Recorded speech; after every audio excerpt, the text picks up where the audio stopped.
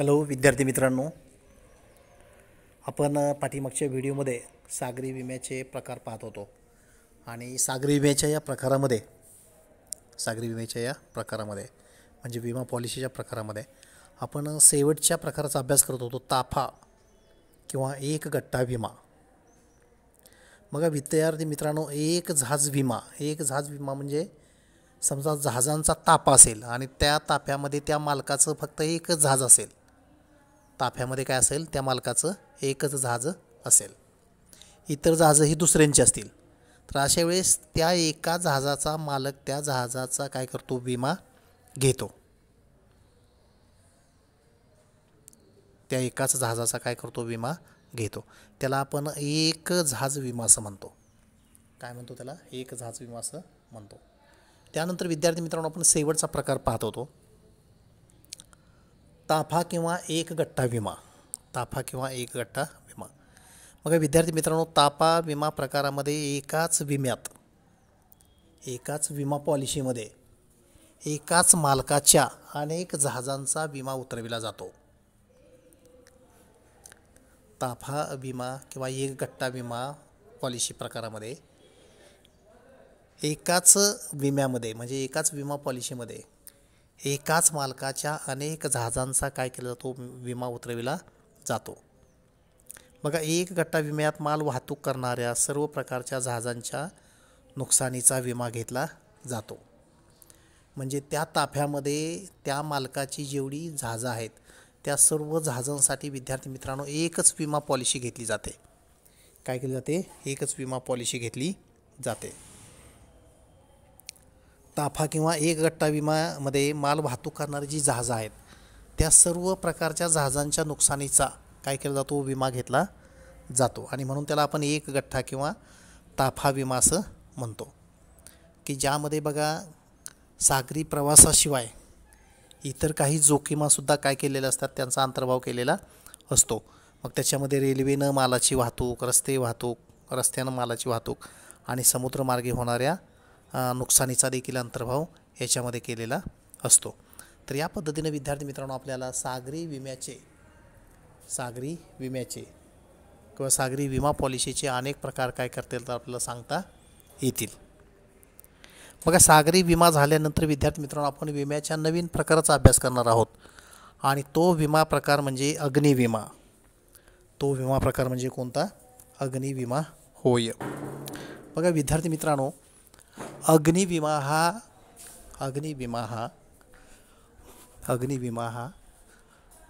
मालमत्तेचं आगीपासून होणारं जे नुकसान आहे त्या नुकसानीपासून संरक्षण देतो किंवा त्या आगीमुळे जर नुकसान झालं तर झालेली जी नुकसान आहे त्या नुकसानीची भरपाई अग्निविमा या प्रकारामध्ये केली जाते. बघा विद्यार्थी मित्रांनो, आपल्याकडं दुकान असते, आपल्याकडे कारखाना असतो, आपल्याकडं गोडाऊन असते. व्यवसाय करत असताना काय असते? गोडाऊन असते. त्याच्यामध्ये मालाचा आपण साठा करून ठेवलेला असतो आणि दुर्दैवानं असा साठा करून ठेवलेला जो माल आहे त्या मालाला विद्यार्थी मित्रांनो त्या ठिकाणी काय होते? आग लागते. आणि आग लागल्यामुळं त्या ठिकाणी विद्यार्थी मित्रांनो त्या गोडाऊनचं, त्यामध्ये ठेवलेल्या मालाचं किंवा दुकानचं त्या ठिकाणी प्रचंड मोठ्या प्रमाणामध्ये काय होतं, त्या ठिकाणी नुकसान होतं. आणि मग हे जे नुकसान आहे ते नुकसान न भरून येणार असतं. आणि मग जर अशी एखादी आकस्मिक घटना घडली तर त्या ठिकाणी दुकानदाराचं, व्यापाऱ्याचं किंवा जो कारखानदार आहे त्या कारखानदाराचं प्रचंड मोठ्या प्रमाणात आर्थिक नुकसान झाल्यामुळं तो पुन्हा त्या ठिकाणी आर्थिकदृष्ट्या सक्षम होऊ शकत नाही. आणि त्यामुळे विद्यार्थी मित्रांनो, जर असं दुर्दैवानं घडलं म्हणजे आपल्या कारखान्याला, आपल्या गोडाऊनला, आपल्या दुकानाला जर त्या ठिकाणी किंवा घराला जर त्या ठिकाणी काय झालं, त्या ठिकाणी आग लागली आणि आगीमुळं जर त्या ठिकाणी विद्यार्थी मित्रांनो नुकसान झालं तर हे नुकसान भरून देण्याची हमी ही अग्निविमा कंपनीकडून घेतली जाते. अग्निविमा कंपनीकडून काय केलं जाते? घेतली जाते. बघा, आग लागण्याची अनेक कारणं आहेत. आग शॉर्ट सर्किटमुळे लागू शकते, ठीक की नाही? गॅस असतो, गॅसमुळे आग लागू शकते. पावसाळ्याचे दिवस असतात, पावसाळ्याच्या दिवसामध्ये विजा पडतात. विजा पडल्यामुळं त्या ठिकाणी दुकानावरती गोडाऊनवरती वीज पडल्यामुळं त्या ठिकाणी आग लागू शकते. दुकानामध्ये गोडाऊनमध्ये त्या ठिकाणी काही माल साठवून ठेवलेला असतो, त्याच्यामधला काही माल स्फोटक असतो, है की नाही. अशा स्फोटक मालाचा दुर्दैवानं त्या ठिकाणी विद्यार्थी मित्रांनो स्फोट होतो आणि स्फोट झाल्यामुळे सुद्धा काय होते, त्या ठिकाणी आग लागते. काय होते, आग लागते. आणि त्यामुळं होणारं जे नुकसान आहे, मग त्याच्यामध्ये आग लागणं, वीज पडणं, त्याच्यानंतर शॉर्ट सर्किट होणं, शॉर्ट सर्किटमुळं आग लागणं किंवा स्फोट होणं, स्फोट होऊन त्या ठिकाणी आग लागणं, या विविध कारणामुळं ज्यावेळेस त्या ठिकाणी आगीमुळं मालमत्तेचं नुकसान होतं त्यावेळेस विमा हमीदार म्हणजे विमा कंपनी ही झालेल्या नुकसानीची भरपाई करून देण्याची हमी घेते. अशी जी पॉलिसी असते त्या पॉलिसीला विद्यार्थी मित्रांनो अग्निविमा पॉलिसी असं म्हणतात. काय म्हणतात, अग्निविमा पॉलिसी असे म्हणतात. बघा, अग्निविम्याचे विद्यार्थी मित्रांनो अनेक प्रकार आहेत किंवा अग्निविमा पॉलिसीचे अनेक प्रकार आहेत. त्यामधील काही प्रकारांचा अभ्यास आपण या व्हिडिओमध्ये करणार आहोत. त्याच्यामधलं पहिलं विमापत्र किंवा पहिली विमा पॉलिसी आहे किंवा अग्निविम्याचा पहिला प्रकार आहे मूल्याधारित विमा. मूल्याधारित विमा. बघा, या विमा प्रकारामध्ये विम्याच्या अंतर्गत विमा करारावेळी विषयी बाबीचे मूल्य, संरक्षण मूल्य निर्धारित केले जाते. बघा, ज्यावेळेस अग्निविम्याचा करार केला जातो म्हणजे ज्यावेळेस अग्निविमा घेतला जातो त्याच वेळेस त्या मालमत्तेचं मूल्य, त्या मालमत्तेची किंमत ही विमा कंपनी आणि विमाधारक हे दोघं काय करतात, निश्चित करतात. काय करतात, निश्चित करतात. आणि मग त्यानंतर विमाधारकास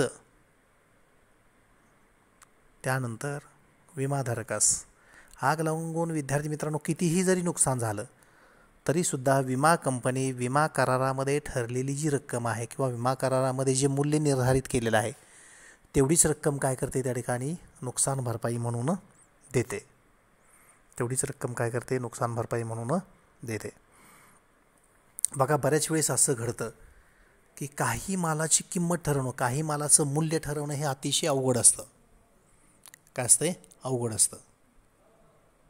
म्हणजे त्याची निश्चित किंमत किती आहे हे ठरवणं ज्यावेळेस अवघड असतं त्यावेळेस त्या ठिकाणी विमा घेताना विमाधारक आणि विमा कंपनी हे दोघं मिळून त्या ठिकाणी त्या मालमत्तेचं, त्या वस्तूचं त्या ठिकाणी एक विशिष्ट मूल्य निश्चित करतात. आणि मग दुर्दैवाने जर समजा नुकसान झालं तर नुकसान झाल्यानंतर नुकसान कितीही हो, त्या ठिकाणी विमा कंपनी तुम्ही जे विशिष्ट मूल्य निश्चित केलेलं आहे त्या विशिष्ट मूल्या एवढीच काय करते, तुम्हाला नुकसान भरपाई देते. काय करते, त्या विशिष्ट मूल्य एवढीच काय केली जाते, तुम्हाला नुकसान भरपाई दिली जाते. लक्षात येते. आणि म्हणून विद्यार्थी मित्रांनो ज्यावेळेस मूल्य निर्धारित करणं कठीण असतं, किंमत ठरवणं कठीण असतं त्यावेळेस त्या ठिकाणी मूल्याधारित विमापत्र घेतलं जातं. काय केलं जातं, मूल्याधारित विमापत्र घेतलं जातं. असं विमापत्र कोणत्या वस्तूंसाठी घेतलं जातं तर एखादी शिल्पकला, लाकडावरती कोरीव काम करून विद्यार्थी मित्रांनो त्या ठिकाणी एखादं शिल्प तयार केलेलं असेल, हस्तिदंतावरती कोरीव काम करून त्या ठिकाणी ते एखादं शिल्प तयार केलेलं असेल, एखादी कला, एखादं चांगलं चित्र, आहे की नाही. बघा, याची विद्यार्थी मित्रांनो किंमत निश्चित करणं हे बऱ्याच वेळेस कसं असतं, त्या ठिकाणी कठीण असतं. आणि मग किंमत निश्चित करणं कठीण असल्यामुळे विद्यार्थी मित्रांनो अशा वस्तूचं पहिल्यांदा त्या ठिकाणी मूल्य निर्धारित केलं जातं. आणि हे मूल्य निर्धारित केल्यानंतर जर दुर्दैवानं नुकसान झालं तर जेवढी किंमत निश्चित केली आहे तेवढीच नुकसान भरपाई विमा कंपनीकडून काय केली जाते, दिली जाते. त्याला आपण मूल्याधारित विमापत्र किंवा मूल्याधारित विमा पॉलिसी असं म्हणतो. त्यानंतर विद्यार्थी मित्रांनो अग्निविमा पॉलिसीचा दुसरा प्रकार आहे सरासरी विमा, ॲव्हरेज पॉलिसी. Average policy. बघा विद्यार्थी मित्रांनो या विम्यामध्ये सरासरी कलमाचा समावेश केलेला असतो. यामध्ये सरासरी कलमाचा समावेश केलेला असतो. बघा, एखाद्या मालमत्तेच्या अचूक मूल्यावर जर विषय बाबीचा म्हणजे विमे वस्तूचा जर विमा काढला गेला नसेल, एखाद्या वस्तूच्या अचूक किमतीवर म्हणजे अचूक बाजार मूल्यावर जर एखाद्या विमे वस्तूचा विमा काढला गेला नसेल किंवा वस्तूची किंमत जास्त आहे आणि कमी किमतीचा विमा काढला गेला असेल, कमी किमतीचा विमा काढला गेला असेल तर विमाधारकास नुकसानीच्या टक्केवारी एवढीच नुकसान भरपाई दिली जाते. नुकसानीच्या टक्केवारी एवढीच काय केली जाते, नुकसान भरपाई दिली जाते.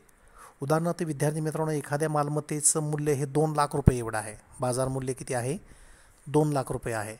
परंतु विमा घेताना त्या मालमत्तेचा फक्त 1 लाख रुपयेचा विमा घेतलेला आहे. कितीचा विमा घेतलेला आहे, 1 लाखाचा काय केलेला आहे, विमा घेतलेला आहे. म्हणजे बाजार मूल्य 2 लाख आहे, म्हणजे बाजारात त्या वस्तूची किंमत 2 लाख रुपये आहे.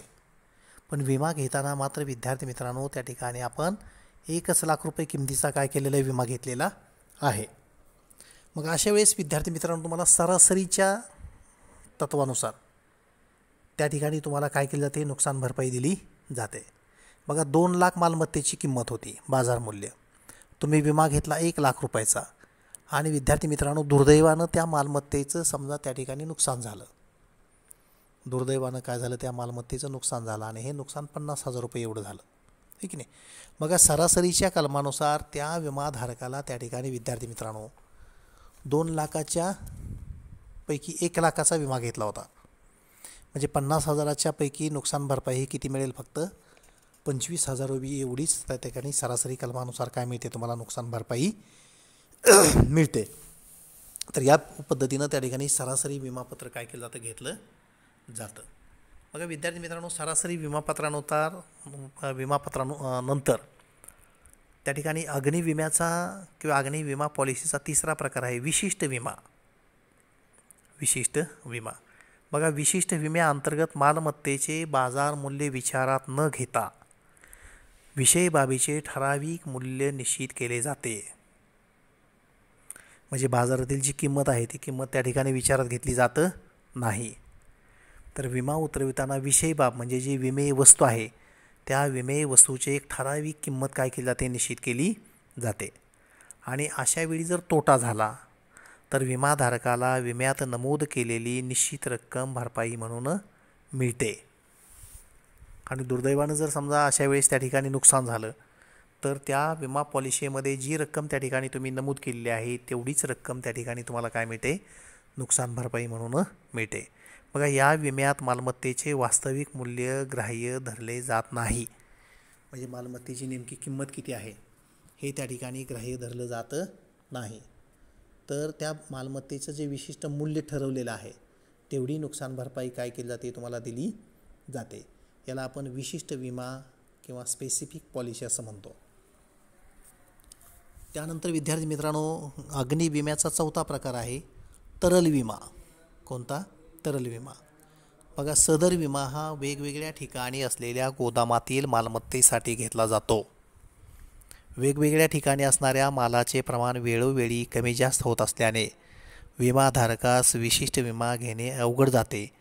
अशावेळी तरल विमा घेतला जातो. असा विमा वेगवेगळ्या ठिकाणी असलेल्या मालमत्तेसाठी एक रकमी किंवा एक विमा हप्ता स्वरूपात घेतला जातो. बघा विद्यार्थी मित्रांनो, एखाद्या व्यापाऱ्याची एखाद्या कंपनीची अनेक ठिकाणी गोडाऊन असतात, अनेक ठिकाणी त्यांची गोडाऊन असतात आणि या अनेक ठिकाणी असलेल्या गोडाऊनमध्ये किंवा गोडाऊनमध्ये त्या ठिकाणी त्यांनी माल साठा करून काय केला असतो, ठेवलेला असतो.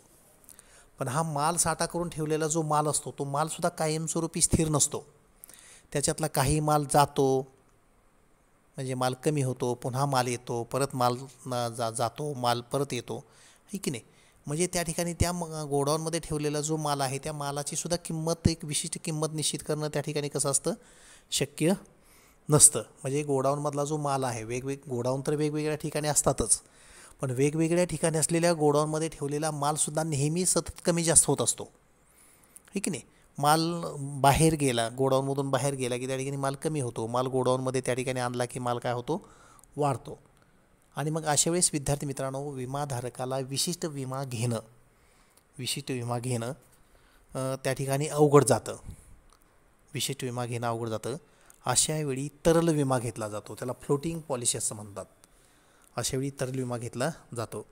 असा विमा वेगवेगळ्या ठिकाणी असलेल्या मालमत्तेच्या एक रकमी किंवा एक विमा हप्ता या स्वरूपात घेतला जातो. तर या पद्धतीने विद्यार्थी मित्रांनो आपल्याला तरल विमा किंवा फ्लोटिंग अग्निविमा या प्रकाराविषयी काय आपल्याला माहिती सांगता येईल.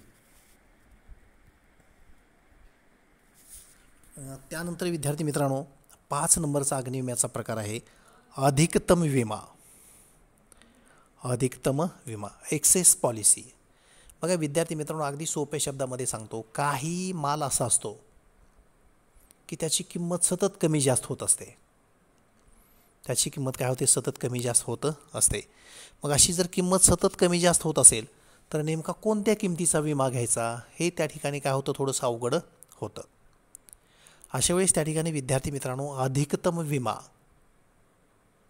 या प्रकारची विमा पॉलिसी काय केली जाते, घेतली जाते. या प्रकारची विमा पॉलिसी काय घेतली जाते. म्हणजे यावेळेस बघा विद्यार्थी मित्रांनो जो विमाधारक आहे तो विमाधारक 2 विमा पॉलिसी घेतो. विमाधारक किती विमा पॉलिसी घेतो, 2 विमा पॉलिसी घेतो. त्याच्यामधली जी पहिली पॉलिसी आहे एकूण मालाचे किंवा साठ्याचे ठराविक रकमेपेक्षा मूल्य कमी होत नसलेल्या रकमेसाठी. बघा एका वस्तूची किंमत विद्यार्थी मित्रांनो सतत 1-1.5 लाखापासून ते 2 लाखापर्यंत अशी चढउतार नेहमी होत असते. 1.5 लाख कमीत कमी 1.5 लाखाच्या पेक्षा कमी होत नाही आणि 2 लाखापेक्षा जास्त वाढत नाही. पण किंमत ह्या 1.5 लाखापासून ते 2 लाख या दरम्यान त्या ठिकाणी काय होते, सतत बदलत असते. बघा विद्यार्थी मित्रांनो अशा वेळेस त्या ठिकाणी एकूण मालाचे किंवा साठ्याचे ठराविक रकमेपेक्षा मूल्य कमी होत नसलेल्या रकमेसाठी एक विमापत्र घेतले जाते. म्हणजे मालाची कमीत कमी किंमत किती होते, 1.5 लाख रुपये होते. किती होते, 1.5 लाख रुपये होते. म्हणजे विद्यार्थी मित्रांनो विमाधारक हा एक विमापत्र त्या ठिकाणी 1.5 लाखाचं घेतो. किती लाखाचं घेतो, 1.5 लाखाचं घेतो. आणि जे दुसरं विमापत्र आहे ते दुसरं विमापत्र विद्यार्थी मित्रांनो मालाच्या रकमेमध्ये किती चढउतार होतो. आता कमीत कमी मालाची किंमत किती होणार आहे, 50,000 रुपये होणार आहे आणि जास्तीत जास्त किती होणार आहे, 2 लाख होणार आहे, है की नाही. या दरम्यान ती किंमत सारखी चढउतार होत असते, है की नाही. मग पहिलं विमापत्र तुम्ही मालाची किंमत त्याच्यापेक्षा कमी होणार नाही तेवढ्या रकमेचं घेतलं. ही किंमत किती होती विद्यार्थी मित्रांनो, 1.5 लाख एवढी होती. किती होती, 1.5 लाख. म्हणजे पहिलं विमापत्र आपण 1.5 लाख रुपयेचं घेतलं. लक्षात आलं. त्यानंतर दुसरं जे विमापत्र आहे ते दुसरं विमापत्र मालाच्या किमतीमध्ये किती चढउतार होतो, मालाच्या किमतीमध्ये किती चढउतार होतो अशा रकमेसाठी दुसरा विमा घेतला जातो. म्हणजे दुसरं विमापत्र विद्यार्थी मित्रांनो 1,50,000पासून ते 2 लाख म्हणजे 50,000 रुपये या एवढा किमतीमध्ये काय होतो, चढउतार होतो. म्हणजे दुसरं विमापत्र हे विद्यार्थी मित्रांनो 50,000 रुपयेचं घेतलं जातं. किती रकमेचं घेतलं जातं, हे 50,000 रुपयेचं घेतलं जातं. लक्षात येते. तर या पद्धतीने विद्यार्थी मित्रांनो अधिकतम विमा पॉलिसी घेतली जाते. जर मालाची किंमत स्थिर राहत नसेल, मालाच्या किमतीमध्ये सतत त्या ठिकाणी चढउतार होत असतील तर पहिलं विमापत्र हे मालाची किंमत कमीत कमी किती होते तेवढ्या रकमेचं घेतले जाईल आणि दुसरं विमापत्र मालाची किंमत कमीत कमी किती होते तिथपासून ती मालाची किंमत जास्तीत जास्त कितीपर्यंत वाढते. हा जो चढ आणि उतार होणारा जो आकडा आहे, मालाच्या किमतीमध्ये किती चढ उतार होतो तेवढ्या रकमेची दुसरी विमा पॉलिसी घेतली जाते. तर या पद्धतीनं त्या ठिकाणी विमाधारक काय करतो, त्या ठिकाणी अधिकतमचं विमापत्र घेतो. त्यानंतर विद्यार्थी मित्रांनो 6 नंबरचा विमा प्रकार आहे पुनर्स्थापना विमा. पुनर्स्थापना विमा. पुनर्स्थापना म्हणजे विद्यार्थी मित्रांनो आपण मालमत्तेचा विमा घेतो आणि मालमत्तेचा विमा घेतल्यानंतर दुर्दैवानं त्या मालमत्तेला आग लागली. दुर्दैवानं काय झाली, त्या मालमत्तेला आग लागली, है की नाही. मग दुर्दैवानं मालमत्तेला आग लागल्यानंतर जी विमा कंपनी आहे किंवा जो विमा हमीदार आहे तो प्रत्यक्ष रोख रक्कम त्या ठिकाणी नुकसान भरपाई म्हणून देत नाही. प्रत्यक्षात रोख रक्कम त्या ठिकाणी नुकसान भरपाई म्हणून देत नाही. तर विद्यार्थी मित्रांनो मालाचं नुकसान होण्यापूर्वी किंवा त्या मालमत्तेला आग लागण्यापूर्वी मालमत्ता ज्या स्थितीमध्ये होते त्या स्थितीमध्ये ती मालमत्ता आणली जाते. म्हणजे त्या मालमत्तेची पूर्वीसारखी पुनर्स्थापना करून दिली जाते. पूर्वीसारखी काय करून दिली जाते, पुनर्स्थापना करून दिली जाते. आणि ही पुनर्स्थापना करत असताना विमा कंपनी त्या ठिकाणी डिप्रिशिएशनचा म्हणजे घसारा याचा विचार करत नाही. लक्षात येते. म्हणजे या विमापत्रामध्ये विद्यार्थी मित्रांनो त्या ठिकाणी रोख स्वरूपामध्ये नुकसान भरपाई न देता आगीमुळं ज्या मालमत्तेचं नुकसान झालं आहे ती मालमत्ता पूर्वी जशी होती त्या स्थितीमध्ये त्या ठिकाणी विमा कंपनी काय करते, तिची पुनर्स्थापना करून देते. या विमा पॉलिसीला विद्यार्थी मित्रांनो पुनर्स्थापना विमा असं म्हणतात. काय म्हणतात त्याला, पुनर्स्थापना विमा असं म्हणतात. त्यानंतर विद्यार्थी मित्रांनो, अग्निविम्याचा 7वा प्रकार आहे संभाव्य विमा. कोणता? संभाव्य विमा. मग हा विमा विद्यार्थी मित्रांनो, विमा हा सामान्यपणे आगीमुळे होणाऱ्या नुकसानीसाठी काढला जातो. आगीमुळे होणाऱ्या नुकसानीसाठी काढला जातो. परंतु अग्निविमा हा विद्यार्थी मित्रांनो, दंगली, युद्ध यामुळं होणारं जे नुकसान आहे ते नुकसान भरपाई मिळावी यासाठी शक्यतो विमा काढला जात नाही. तरीसुद्धा विद्यार्थी मित्रांनो, अग्निविम्याच्या अंतर्गत किंवा या व्यापक विमा पॉलिसीच्या अंतर्गत बऱ्याच प्रकारच्या जोखिमा या विमा पॉलिसीमध्ये संरक्षित केल्या जाऊ शकतात. मग त्याच्यामध्ये आग लागणं, त्या ठिकाणी स्फोट होणं, भूकंप होणं किंवा पूर येणं, या ज्या इतर जोखिमा आहेत, युद्ध आणि दंगल याच्यामुळे जरी तुम्ही विमा पॉलिसी नाही घेतली तरीसुद्धा ज्या इतर जोखिमा आहेत की त्या जोखिमामध्ये विद्यार्थी मित्रांनो आग लागणं, स्फोट होणं किंवा भूकंप होणं, त्याच्यानंतर पूर येणं, या ज्या इतर जोखिमा आहेत या इतर जोखिमांपासून विद्यार्थी मित्रांनो मालमत्ता ही संरक्षित केली जाऊ शकते किंवा नुकसान झाल्यास त्या ठिकाणी भरपाईची हमी दिली जाऊ शकते. या प्रकारच्या विमापत्राला आपण व्यापक विमापत्र असं म्हणतो. काय म्हणतो? व्यापक विमापत्र असं म्हणतो. त्यानंतर विद्यार्थी मित्रांनो 8 नंबरचं विमापत्र आहे संभाव्य तोटा विमा. बघा विद्यार्थी मित्रांनो, अग्निविमा हा मूळतः केवळ भौतिक नुकसानीची भरपाई करण्यासाठी घेतला जातो. अमूर्त गोष्टींसाठी विमा हा अस्तित्वात नसतो. संभाव्य तोटा विम्यामध्ये मूर्त आणि अमूर्त मालमत्तेचे नुकसान समाविष्ट आहे. सदर विमा धोरण विमाधारकास निव्वळ नफ्यातील झालेला तोटा, स्थायी शुल्काची भरपाई आणि वाढीव किमतीच्या खर्चासाठी भरपाई प्रदान करते. तर या पद्धतीचं जे विमा पॉलिसीचा प्रकार आहे त्यामध्ये विद्यार्थी मित्रांनो आपण संभाव्य तोटा विमा असं त्याला म्हणतो. कारण विमा हा विद्यार्थी मित्रांनो आपण प्रत्यक्ष डोळ्याने पाहतो त्या मूर्त अशा मालमत्तेसाठी विमा घेतला जातो. परंतु ज्या अमूर्त गोष्टी आहेत त्याच्यासाठी विमा घेतला जात नाही. परंतु जर तुम्ही संभाव्य तोटा विमा जर त्या ठिकाणी घेतला, संभाव्य तोटा विमा पॉलिसी जर घेतली तर विद्यार्थी मित्रांनो तुम्हाला जो होणारा निव्वळ नफा आहे त्या निव्वळ नफ्यामध्ये जर समजा तुम्हाला तोटा झाला तर तो तोटा त्या ठिकाणी काय केला जातो? भरून दिला जातो किंवा नुकसान भरपाईच्या स्वरूपामध्ये तुम्हाला भरून दिला जातो.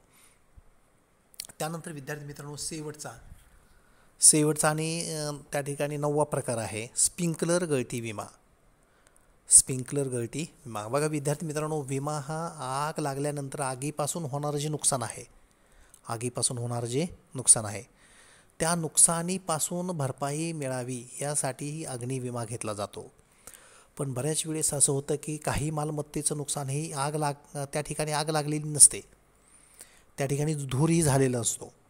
पण शेजारी किंवा तिथं जवळच आग लागल्यामुळं त्या मालमत्तेच्या काही भागामध्ये त्या ठिकाणी आग लागल्यामुळं त्या ठिकाणी जी शेजारची मालमत्ता आहे त्या मालमत्तेवरती स्प्रिंकलरच्या माध्यमातून त्या ठिकाणी काय मारलं जातं? पाण्याचे फवारे मारले जातात. ठीक आहे. म्हणजे ज्या भागामध्ये आग लागली आहे ती आग विझवण्यासाठी त्या आगीवरती तर पाणी मारलंच जातं, पण शेजारी त्या ठिकाणी आग भडकू नये यासाठी शेजारच्या भागावरती देखील त्या ठिकाणी स्प्रिंकलरच्या फवाऱ्यातून काय केलं जातं? त्या ठिकाणी पाणी मारलं जातं. आणि त्यामुळे विद्यार्थी मित्रांनो त्याच्यामध्ये काही मालमत्ता भिजते, काही मालमत्तेचं काय होतं? त्या ठिकाणी नुकसान होतं. तर अशी जी होणारी नुकसान आहे त्या नुकसानीची भरपाई स्प्रिंकलर गळती विमा पॉलिसीच्या माध्यमातून तुम्हाला करता येते. स्प्रिंकलर गळती या प्रकारच्या विमा पॉलिसीच्या माध्यमातून करता येते. परंतु तथापि विद्यार्थी मित्रांनो, इमारतीची दुरुस्ती अथवा बदल, भूकंप, स्फोट, युद्ध यामुळे उद्भवलेल्या आगीच्या नुकसानीची भरपाई या विमा धोरणात समाविष्ट होत नाही. तर या पद्धतीने विद्यार्थी मित्रांनो आपल्याला अग्निविमा पॉलिसीचे 9 प्रकार सांगता येतील. किती प्रकार सांगता येतील? 9 प्रकार सांगता येतील. परीक्षेमध्ये तुम्हाला प्रश्न विचारलेला असतो अग्निविमा म्हणजे काय सांगून.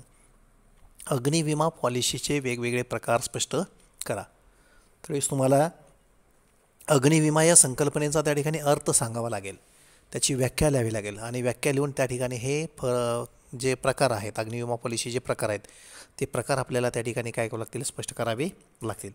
अग्निविम्याच्या ज्या पॉलिसीचे प्रकार आहेत ते थोडेसे विद्यार्थी मित्रांनो थोडेसे अवघड आहेत. तरी पण अवघड असले तरी तुम्ही त्या ठिकाणी ते 2-3 वेळा काय केले पाहिजेत, वाचले पाहिजेत. निश्चितपणे ते आपल्याला अनेक वेळा वाचल्यानंतर ते तुमच्या लक्षात येतील. बघा यानंतर विद्यार्थी मित्रांनो पुस्तकामध्ये पृष्ठ क्रमांक 83 वरती त्या ठिकाणी वाहतूक असं लिहिलेलं आहे आणि वाहतूक लिहिल्यानंतर त्या ठिकाणी काही वाहनांची चित्र त्या ठिकाणी दाखवलेली आहेत, हे की नाही. ट्रक आहे, रेल्वे आहे, जहाज आहे, त्याच्यानंतर ॲम्बेसेडर कार आहे, टेम्पो आहे, विमान आहे, जहाज आहे, अशी काही वाहनांची चित्र दाखवलेली आहेत. आणि पान नंबर 84 वरती बघा त्या ठिकाणी लिहिले भारतासारख्या देशात अर्थव्यवस्थेत वाहतुकीची महत्त्वपूर्ण भूमिका आहे. परंतु विद्यार्थी मित्रांनो सध्या कोरोनाची परिस्थिती आहे आणि कोरोनाच्या परिस्थितीमुळे बोर्डानं आपल्या पुस्तकातील 25% अभ्यासक्रम काय केलेला आहे, कमी केलेला आहे. आणि त्यामुळं पान क्रमांक 84 वरून म्हणजे भारतासारख्या देशात अर्थव्यवस्थेत वाहतुकीची महत्त्वपूर्ण भूमिका आहे इथपासून ते विद्यार्थी मित्रांनो त्या ठिकाणी पान क्रमांक 88 वरचा पहिला पॅरेग्राफ 7 नंबरचा आकडा आहे पाईपलाईन. काय लिहिले, पाईपलाईन. आणि त्याच्यामध्ये शेवटचं वाक्य आहे अंतरासाठी देखील याचा उपयोग होतो. त्या शेवटच्या वाक्यापर्यंत तो जो भाग आहे तो सगळा भाग विद्यार्थी मित्रांनो पाठ्यपुस्तकातून काय केलेला आहे, यावर्षी कमी केलेला आहे. तो आपल्या अभ्यासक्रमामध्ये नाही. लक्षात येते. तिथून पुढचा जो भाग आहे 4.8 गोदाम, आहे की नाही, हा मात्र भाग आपल्या अभ्यासक्रमामध्ये काय केलेला आहे, समाविष्ट केलेला आहे. त्याचा आपण काय करणार आहोत, अभ्यास करणार आहोत. लक्षात येते. त्याचा आपण काय करणार आहोत, अभ्यास करणार आहोत. त्यानंतर पान क्रमांक 91 वरती लिहिले बघा संप्रेषण 4.91 अर्थ. संप्रेषण ही एखाद्या व्यक्तीकडून किंवा व्यक्तीकडून दुसऱ्या व्यक्तीकडे कल्पना, तथ्य, माहिती इत्यादीची देवाणघेवाण करण्याची कला होय. इथून पुढचा जो भाग आहे तो भागसुद्धा विद्यार्थी मित्रांनो त्या ठिकाणी काय केलेलं आहे, बोर्डाच्या अभ्यासक्रमातून त्या ठिकाणी कमी केलेला आहे आणि तो पान नंबर 94 पर्यंत आहे. कितीपर्यंत आहे, पान नंबर 94 पर्यंत. कारण आलेला संदेश संग्रहित ठेवला जातो. म्हणजे तुलनात्मक अभ्यास किंवा फरक स्पष्ट करा असा जो प्रश्न लिहिला आहे त्याच्यावरचा जो सगळा भाग आहे तो सगळा भाग विद्यार्थी मित्रांनो या पुस्तकामधून किंवा या अभ्यासक्रमातून काय केलेलं आहे, त्या ठिकाणी कमी केलेला आहे या वर्षीसाठी फक्त. लक्षात येते. आणि त्यामुळं तो भाग आपल्याला अभ्यास करण्याची आवश्यकता नाही. म्हणजे या प्रकरणामधलं फक्त गोदाम, ठीक आहे नाही, एवढाच भाग काय झालेला आहे आपला त्या ठिकाणी राहिलेला आहे. तो भाग आपण पुढच्या 2 व्हिडिओमध्ये काय करूया, त्या ठिकाणी समाविष्ट करूया. तोपर्यंत धन्यवाद.